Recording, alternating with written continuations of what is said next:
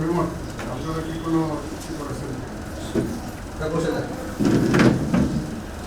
দেখুন, একটি রাজনৈতিক দলের খুব প্রভাবশালী একজন নেতা ভারতের সঙ্গে চুক্তির বিষয়ে যে দাবিটি করেছেন, তিনি একটি মিডিয়ার কথা বলেছেন, স্বাভাবিকভাবেই তার সপক্ষে তিনি কোনো প্রমাণ উপস্থাপন করতে পারেননি, কোনো প্রমাণ উপস্থাপন করতে পারবেনও না।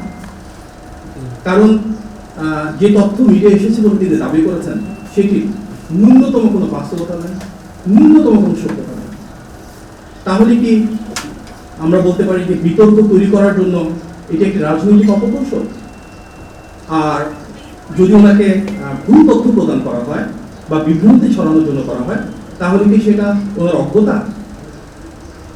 আমরা মনে করি এটা অপকৌশল বা অজ্ঞতা যেটিই হোক, ভারতের সাথে বিএনপি চুক্তির বিষয়ে যেসব কথা বলা হচ্ছে তা সম্পূর্ণরূপে অপপ্রচার। আমরা গণ অভ্যুত্থানের আকাঙ্ক্ষা বলতে সেটাই বুঝি যে এখানে ইতিবাচক রাজনীতি হবে, কোনো অপপ্রচার, অপকৌশল, অপরাজনীতি সেটা হওয়া উচিত না। কারণ বাছাইকৃত লাল সরিষার দানা থেকে অত্যাধুনিক কোল্ড প্রেস মেশিনে তৈরি হয় প্রাণ সরিষার তেল, আসল ঝাঁঝে আসল স্বাদে। বিএনপি রাজনীতি মানেই তো বাংলাদেশ পন্থী রাজনীতি।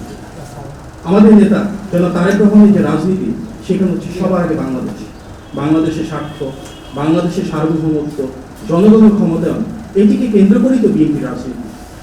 যেমন তারেক রহমানের নেতৃত্বে কিন্তু আমরা দেখেছি তিস্তার পারে, পদ্মার পারে পানির ন্যায্য হিস্যার জন্য ধারাবাহিকভাবে বিশাল প্রোগ্রাম করা হচ্ছে, সমাবেশ করা হচ্ছে।